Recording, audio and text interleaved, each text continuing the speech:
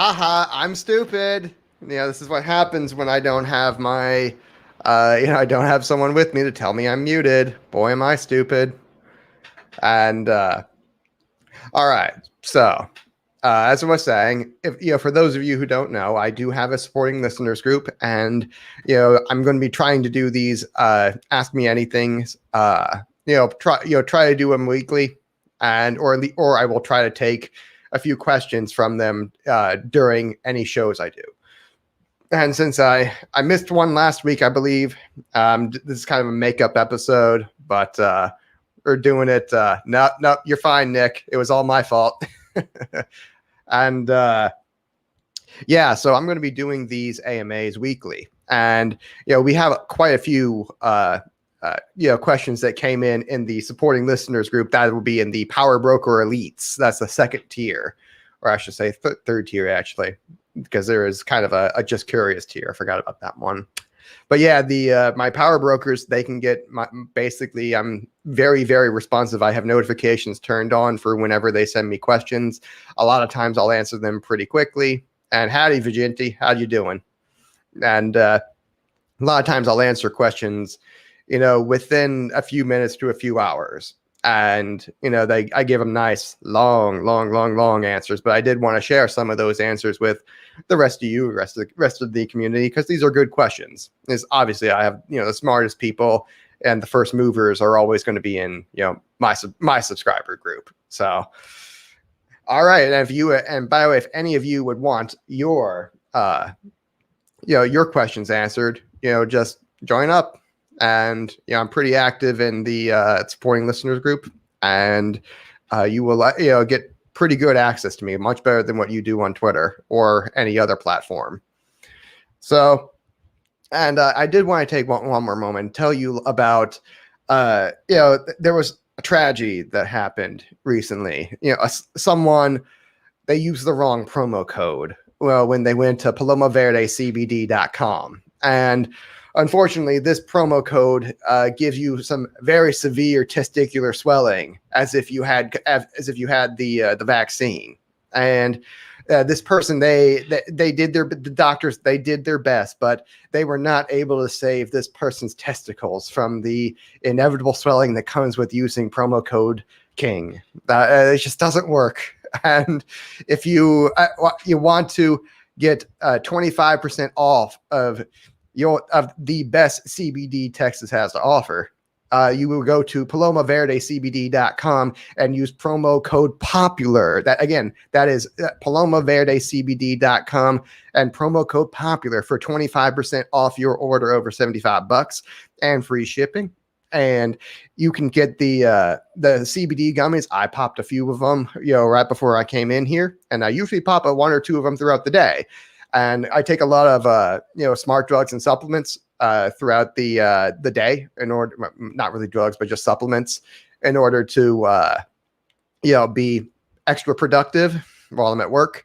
And taking a little extra CBD with some caffeine is a really, really excellent way to not get the hyper caffeine jitters. So if you are you could also use other supplements like L-theanine, with caffeine. CBD just works even better. And I usually take just one or two gummies with that in order to, cut down the caffeine jitters. And it is excellent. I feel great. I feel creative, and I feel healthy. And my wife has unfortunately eaten, pretty much all of my stock. I'm down to one little tin of strawberry lemonade gummies left, and I will be buying more soon from Carlos and Vanessa Ablar. They are excellent people, and but you need just need to be very careful of bad promo codes that do not they make your testicles swell up like you got the vax. And but if you use promo code popular, you will get money off your order. So if you all right, so let's go ahead and get into the questions that I got from the supporting listeners. This one is from I don't think I'll read the names, but I got a one. when you buy your liberty from the state, does that mean the citizens have a higher time preference for power than the state's time preference for money? And what is stopping the state from using those funds for more power against you in the future? Well, okay. So this is referring to the idea that, hey, you can buy your liberty from the state, or you can buy pieces of it from them. You've seen this several times, like I usually use the Colorado drug legalization example, where they legalized recreational marijuana, and in exchange for basically a 25% tax hike. And so what that means is that if you understand that wealth and power are the same, they're going to be or at least these are interchangeable.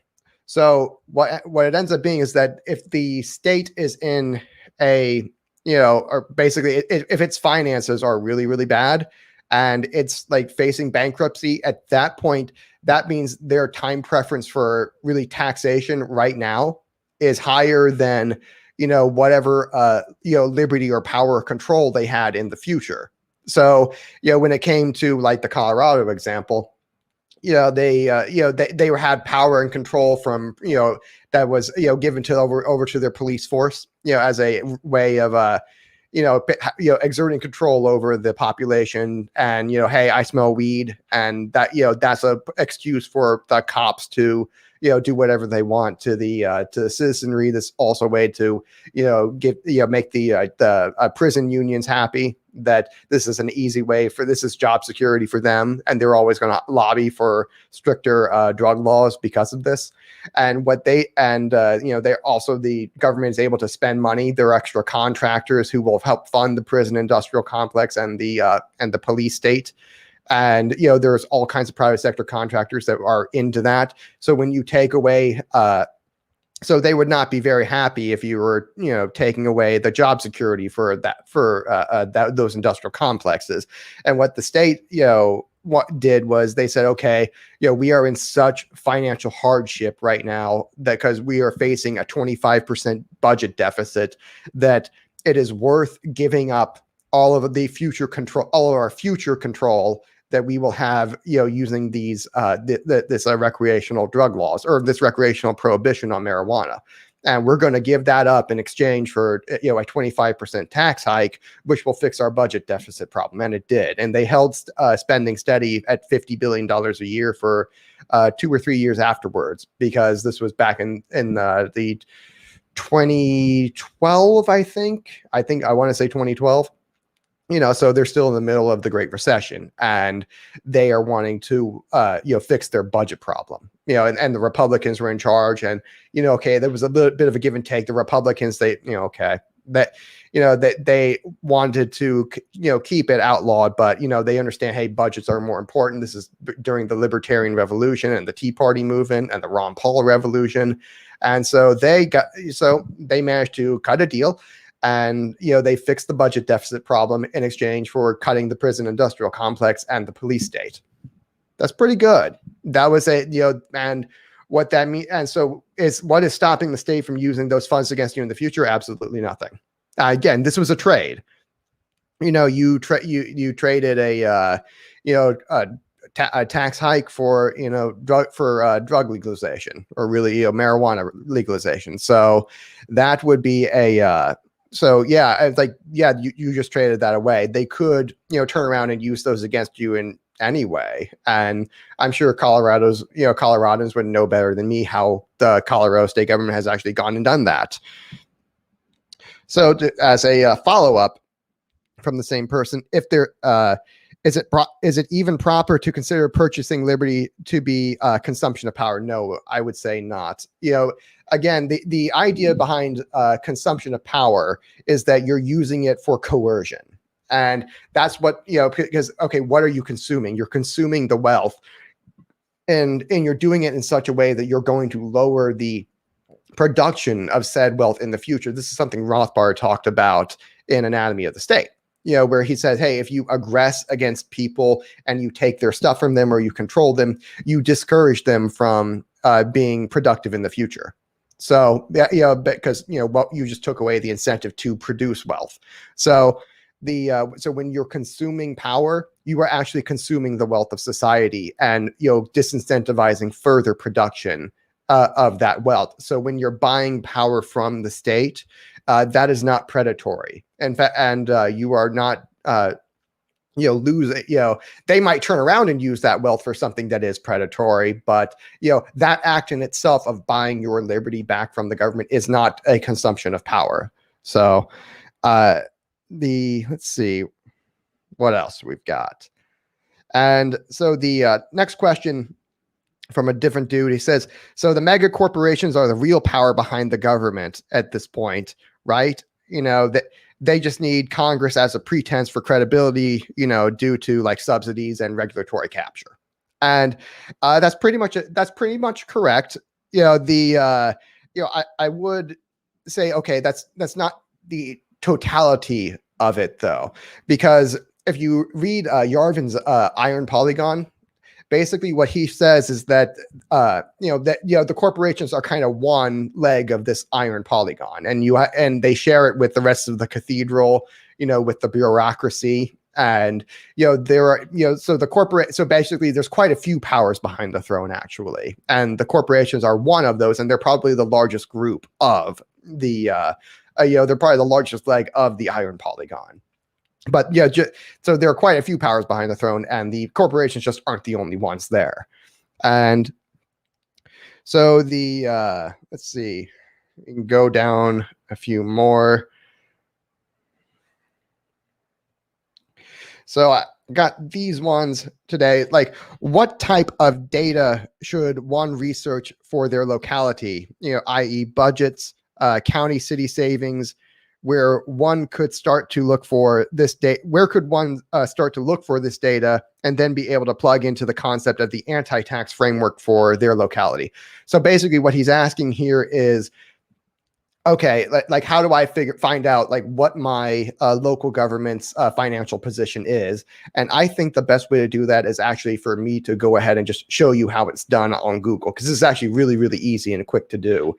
And if you just understand how to read a balance sheet, that is easiest to do. So let's go over here. So this is the desktop, I think. Is this it? No, that's the wrong one. All right, let me remove this one. Okay, stop that one. Screen sharing. Share screen. And right here. All right, so I went and did, I knew this question was coming, so I did a quick Google search for just Lockhart, Texas. This is where our good friend Buck Johnson lives. And this is just a regular municipality in Texas. And, it's about 24,000 people, or I should say 12,000 people. So that's a fairly small. Wait, that's according to the 2010 census. It's probably a little more than that now. I think he said 14,000 last time I spoke with him, but yeah, it's about right. Yeah, right there, 13 and about 13 and a half. So this is a fairly small small town. So let's go into City of Lockhart. This is their website right here at the top, and what we're looking for are their financial documents. So let's see. All right, let's go into departments and see what's in here. And we're just going to look around for it. I like finance. Finance looks good. That looks promising. Here we are. The 2021 through 2022 annual operating budget. Every municipality pretty much everywhere in America is going to be publishing their budget somewhere online, usually on their local government's website. And so when you go around, you're just poking in the finance section, and they usually have like headers and stuff like that tell you it.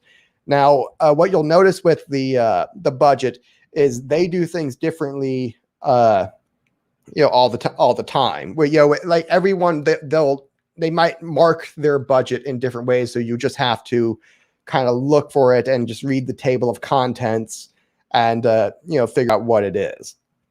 So. I already went ahead and found some of this, and skip ahead.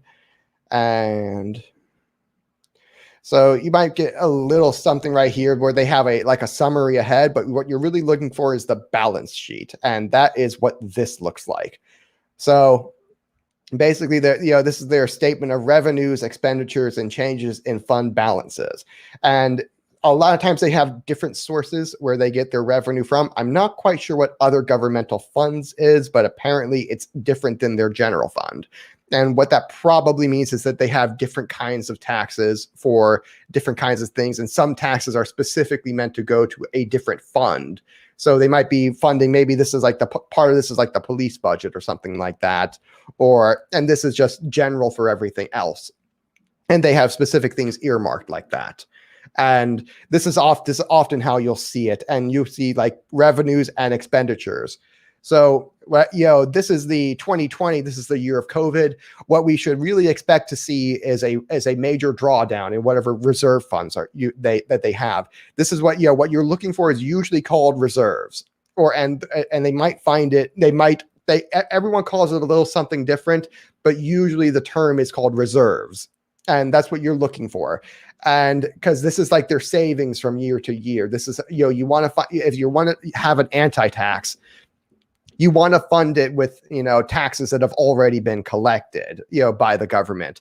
Not, you don't really want to raise a tax for it. You could, and that would be totally fine. The reason being is that, you're basically funding a tax cut program. So effectively, you're just cutting you're raising tax revenue ahead of time, and cutting it for the future. So, it's would a tax hike be okay with the anti-tax? Yes, but we still want to try to stay away from that. So, what we're looking for is like the amount of reserves.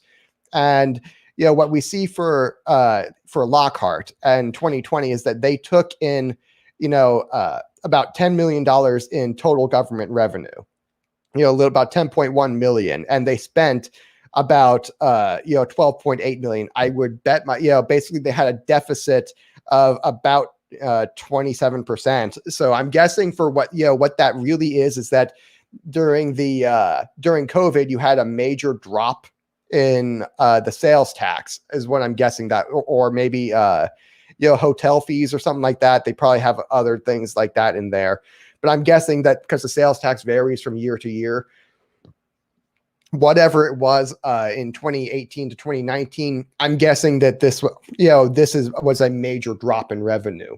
And that was what caused this deficit, because this is unusual. But COVID was obviously an unusual year, and 2020 was a shit show. So, so like they had about $2.7 million deficit, and this is what we're looking for right here. Oh, this is perfect. Okay, so it looks like the okay. So it looks like, this is their financial position right here, right here. It looks like it's about $11 million. So it looks like they your Lockhart has about $11 million in the bank.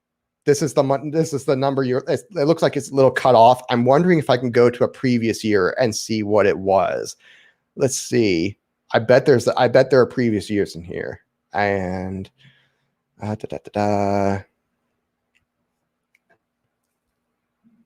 I don't want to do that. Financial statement or adopted budgets. Let's see if that's where it is. I'm looking for previous years right now. Here we are. Let's do this. Comprehensive annual report. Let me read through these really quick. And okay, so I need to get to, let's see, it's going to be right here. Okay, no. 6. Here we are. Okay. That looks about right. Let me see if there's a table for it with a breakdown. Here we are. That doesn't look right. That looks very different. What the heck is going on here?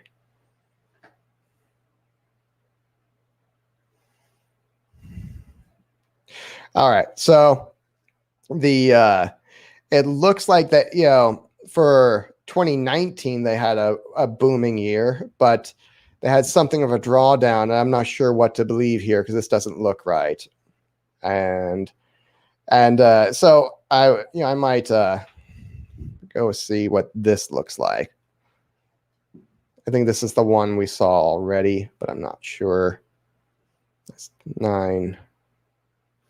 Okay. All right. This is similar. So basically what this is showing here. Okay. This looks like the right number. That kind of looks like the right number. And I'm not sure what they're showing right here, but government activities is really what we're after. And it looks like they had about $17 million in the bank as of last year, that kind of fits with what we are seeing. Where is it? Oh, right here. What we saw over here, where they ended the after year of COVID. So like walking into it, walking into the end of 2019, they had a pretty good year, and then COVID wiped out quite a lot of money and quite a lot of value, but it looks like they still have around $11 million in the bank, so that's pretty good. And if you're let's just say we threw that all into the stock market, which you probably wouldn't do, but let's just say we did. What this would look like is, okay, if we wanted to direct all of it towards the property tax, which was about $5 million, and we said, okay, you're going to the stock market generates about 10% a year, so the amount that 10% of this is basically $1.1 million over. This is a little bit over. This would be basically a 25% reduction in your property taxes, what you're looking at if you were to put everything towards that and not, put any of it towards the future, which again, you wouldn't do. But this is to, kind of show you about how much you could be looking at if you had an anti-tax in there. You could be easily looking at upwards of a 25% reduction in your property tax year to year. And if you leave this in here with compounding interest, that's going to get greater and greater over time. And that's the real idea behind the anti-tax, is that you only take maybe 3 or 4%. So maybe roughly half of that. You would take maybe just a 10% reduction in your taxes and leave the rest to compounding interest and let that 10% eventually turn into 100%. And because that's what's really going to give you the best thing. And when you're doing that at the same time, see, what's great about this is that you're getting this extra revenue that you don't have to raise taxes for, but you cut taxes at the same rate. So that tax cut right there is also going to give you job growth and economic growth in the private sector too, which again is going to feed back in and generate more tax revenue potentially for that.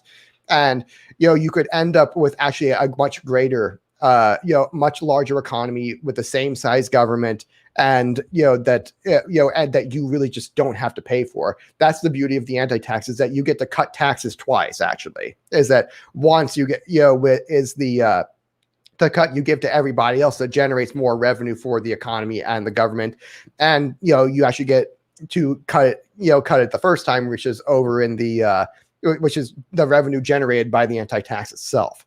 So this is like the perfect kind of system for weaning the government off of like direct year-to-year annual taxation.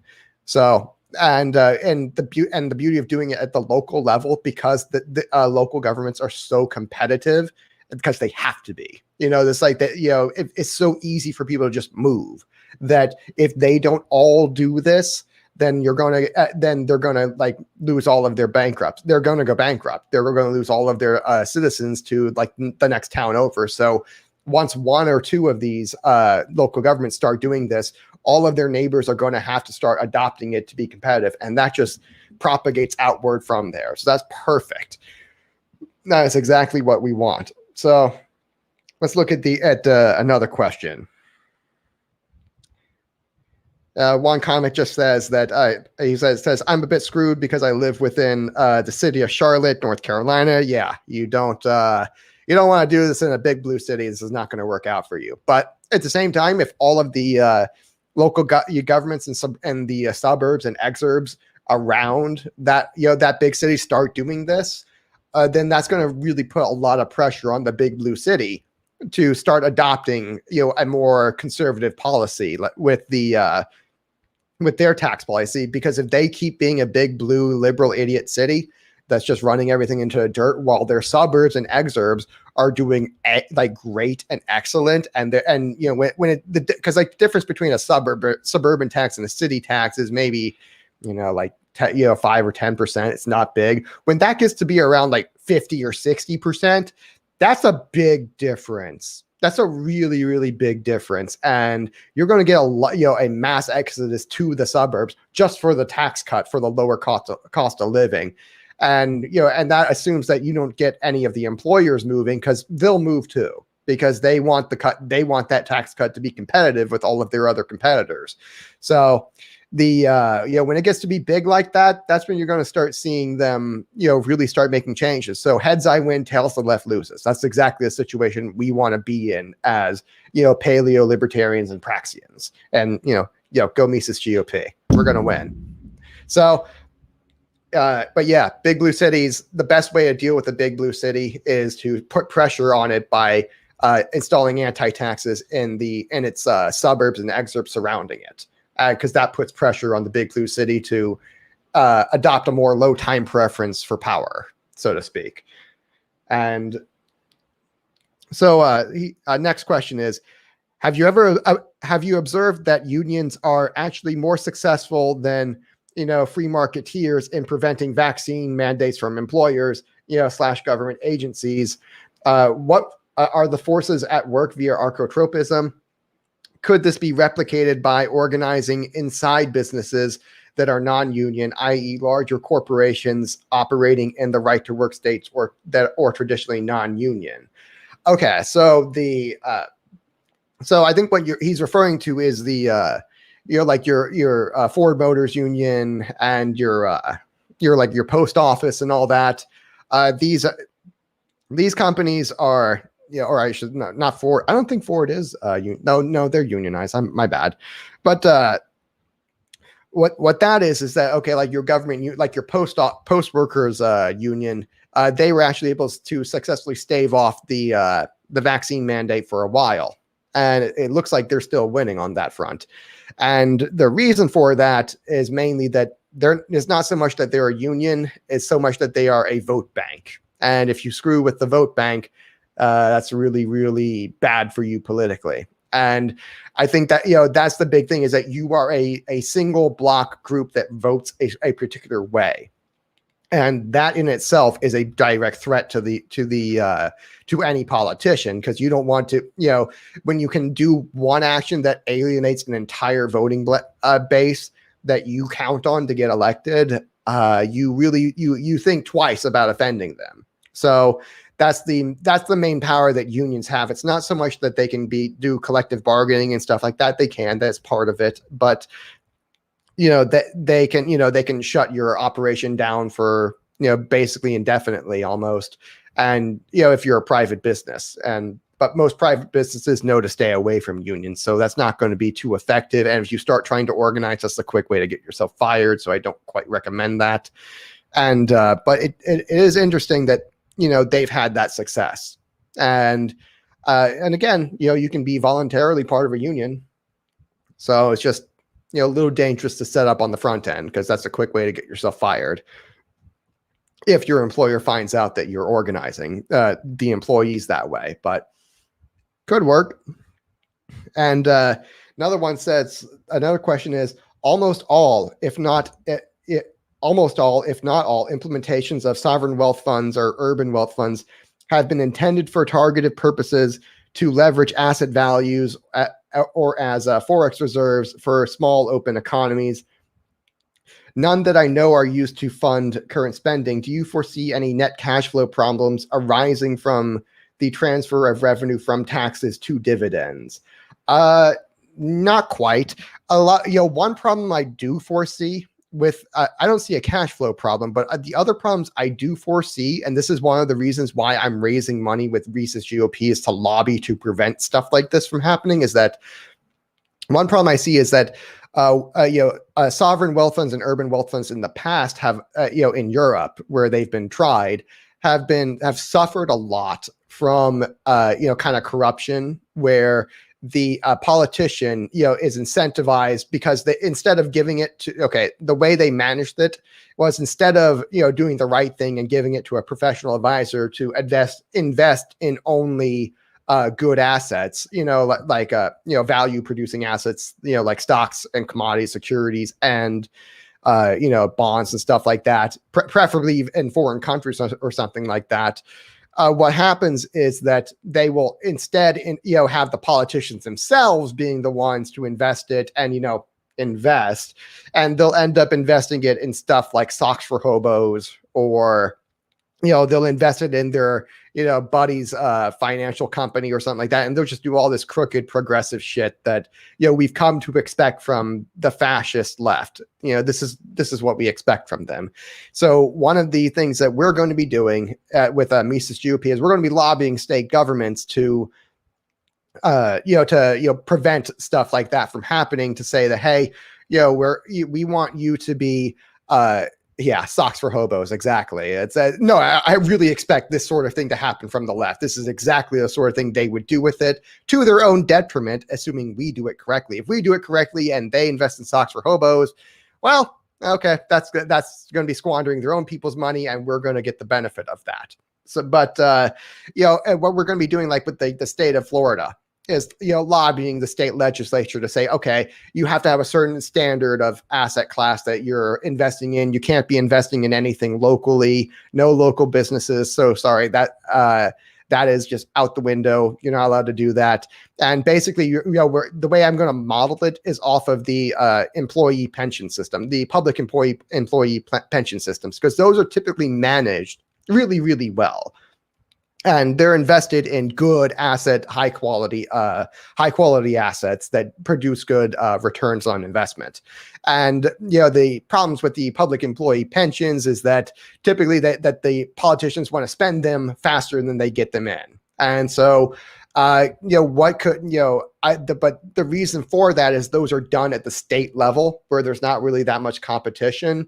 That's the issue. This is why we're doing it at the local level, because if you get the one local government decides that he wants to spend it faster than his faster than it's bringing money in, well, okay, the other the more responsible competitors right next door are going to end up getting his getting all of his citizens and small businesses moving just right next door. Because again, this is the benefit of doing an anti-tax at the local level, and doing it especially for all of the surrounding area, is that they that puts pressure on all of them to behave extra low time preference. And I think this is that's a much better way of doing it. Now, as for this is like, they tend to be used for targeted things right now. We're just going to be doing it differently on probably a larger scale. And I think this is going to change how we do taxation, like everywhere. I think this is a perfect way of doing taxation that works out great for everybody. There is no interest group that's really going to be unhappy with this, except maybe H&R Block. But that's decades away. I'm not worried about that.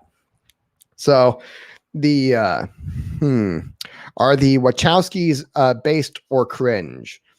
He's rewatching The Matrix, and it's kind of crazy how accurate it is. Barely a metaphor at this point, even down to the programmers being the one who see it clearest. Why, thank you. And he says anti-tax also incentivizes local governments learning to understand the boom and bust cycle, which may be good or bad, TBH. I consider it a good thing. And as for the Wachowskis based or cringe, I don't really know. I see. I was 7 when The Matrix came out, so I missed it initially, and I didn't get to watch until maybe just like a year or two ago.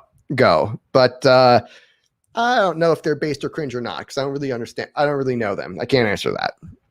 As for programmers seeing it clearly, well, that's the engineer brain. It works really well with everything.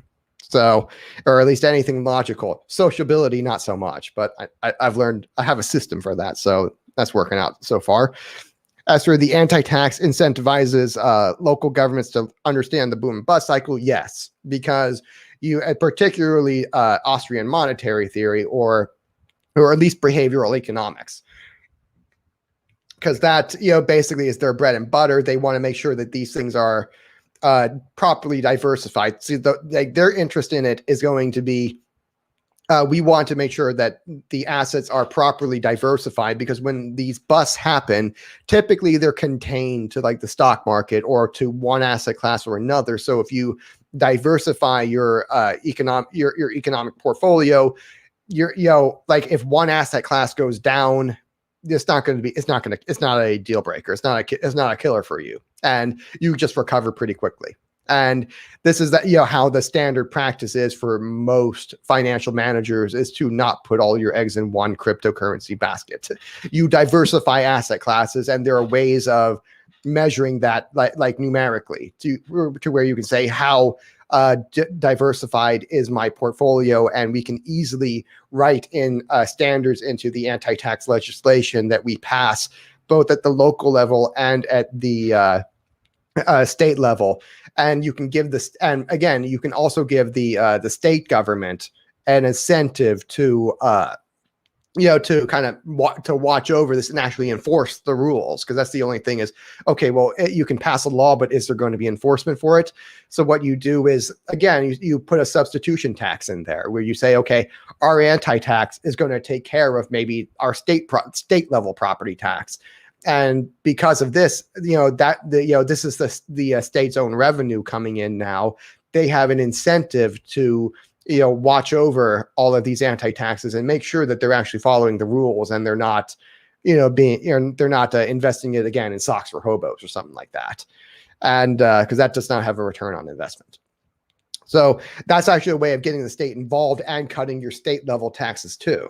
And because again, we ultimately, I would like to have a United States of America, really a United Anarchies of America, but okay, I'm not going to hold my breath.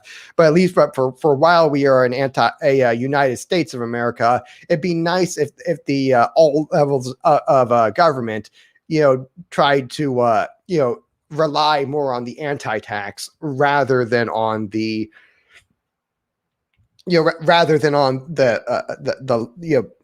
direct taxation. And the benefit of with like an anti-tax is that, because you can invest it pretty much anywhere in the world, you can actually diversify your tax base to the entire planet. So you could effectively, with the anti-tax, it would like really be as if you were able to tax, America was able to directly tax Brazil and their stock market, or Japan and their stock market, not China, because that's a casino. That's not real. That's not real money. But these other markets around the world, you could invest pretty much anywhere and have, the entire planetary economy as your stock portfolio. And basically at that point, you can tax the entire planet without having to tax your own people. That's the beauty. That's the real beauty of it. And it doesn't matter effectively what happens at home then, which that itself is, okay, that has some upside and some downside. The upside is that, obviously you don't have to worry if your economy at home, tanks. The downside is you don't have to worry if your economy at home tanks.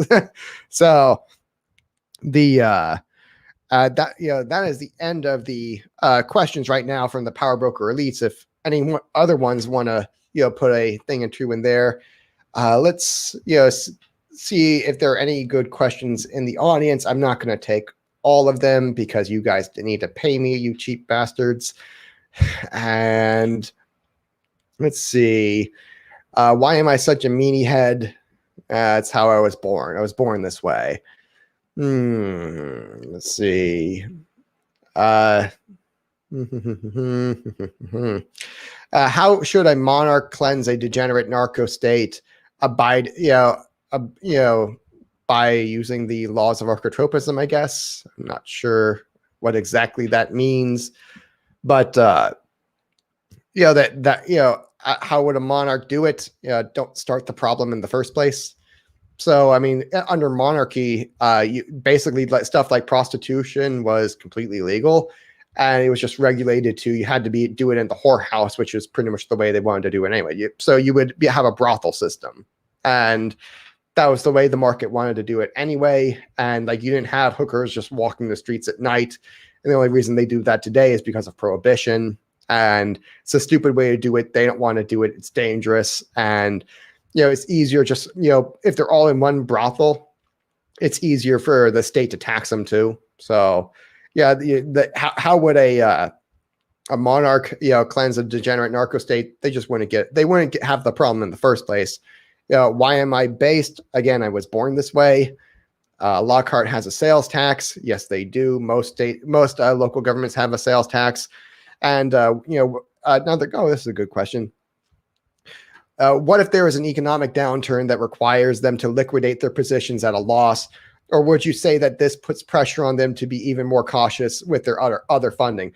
Well, what happens, the reason I don't think that would happen, is that again, you don't want to, that's not the incentive. Like if you look at what's happening here with Lockhart,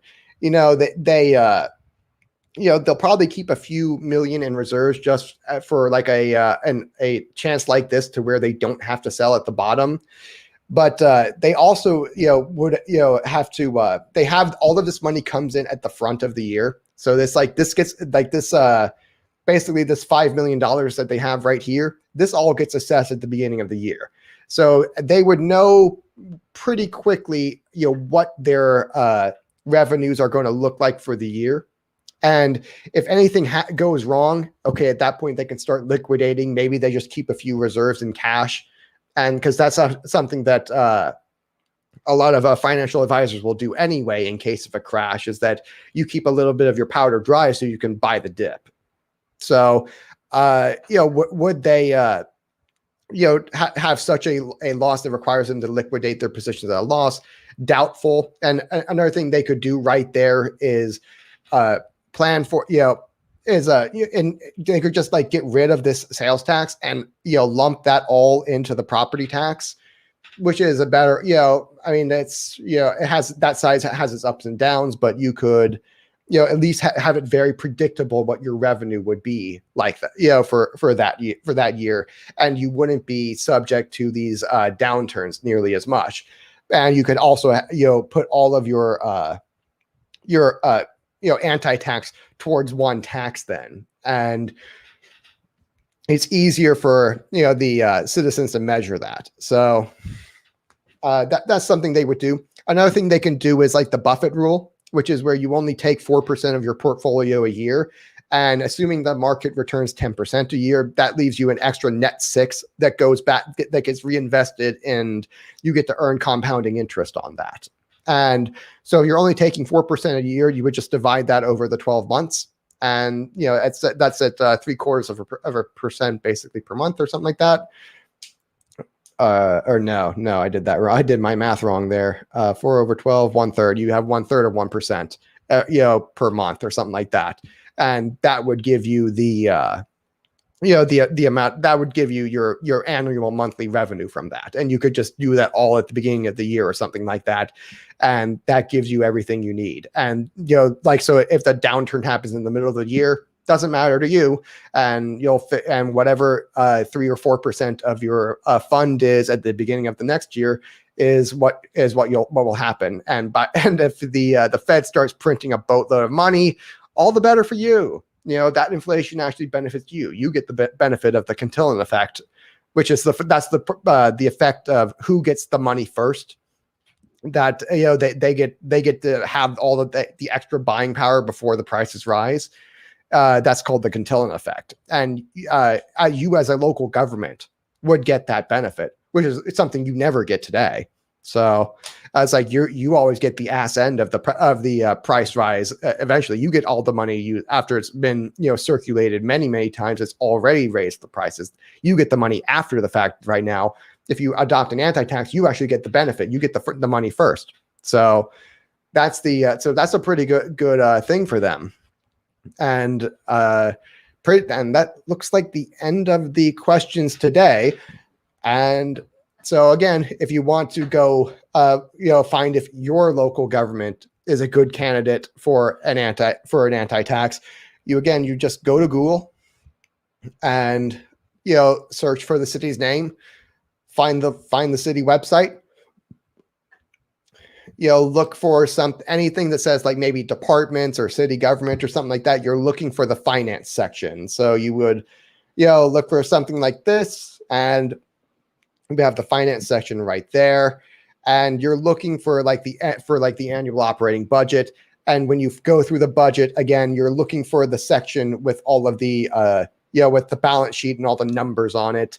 And typically it will be maybe like net position might be the field you're looking for, or it might be called like reserves. So that's what you're looking for.